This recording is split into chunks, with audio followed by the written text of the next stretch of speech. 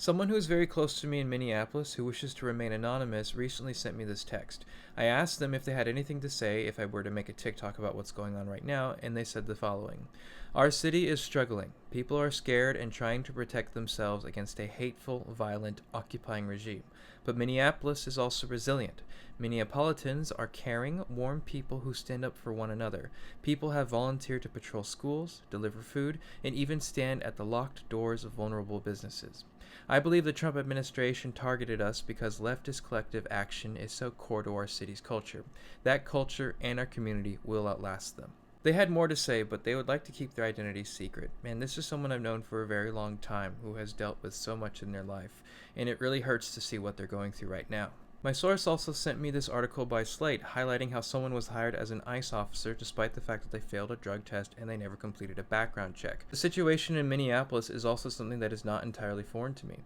During the pandemic in 2020, there was a rise in hate crimes towards Asian people, and my own relatives were scared to go out or even just shop for groceries because they didn't want to be targeted by people blaming them for the pandemic. The situation overall looks bad on all ends. For instance, a few Native Americans were imprisoned by ICE, and then they wanted to have an immigration agreement with a Native American tribe. What does that even mean? There's also the fact that there have been multiple people who have been robbed and assaulted or hurt by people who are claiming to be ICE officers. So it's difficult to tell if you are actually dealing with immigration or not. Even then, you can comply with ICE and provide identification only for them to reject it, claiming that it's not real, and then you can still subject yourself to being battered, to having your property destroyed, or being detained for months on end, like this woman in Maryland who was detained for 25 days.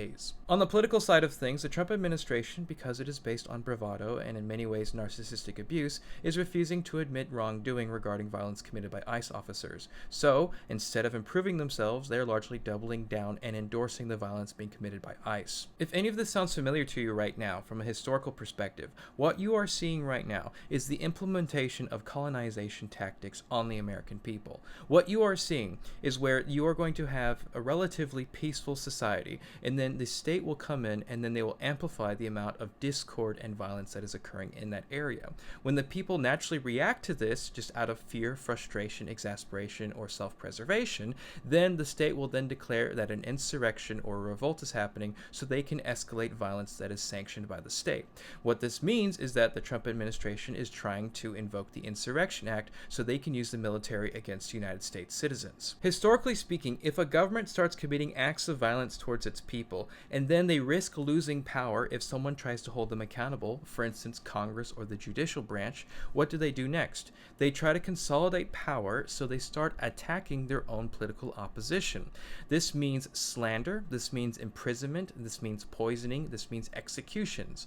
This means going after academics, this means going after comedians, artists, or simply anyone who opposes their direct rule. And of course, remember, we are dealing with Donald Trump, who is a malignant narcissist. He cannot apologize genuinely without receiving something in return. When has he ever apologized for anything that he has done? When has he ever admitted wrongdoing? So if he can't admit wrongdoing, if he can't apologize when he's wrong, then he is incredibly likely to double down and continue more and more violence in order to prevent himself from being held accountable and risk losing power in the process. You can actually see how European journalists are reporting on America. Europeans who are more familiar with authoritarianism and fascism than Americans are, and they can fully recognize this cycle as it's being perpetuated and how dangerous it is.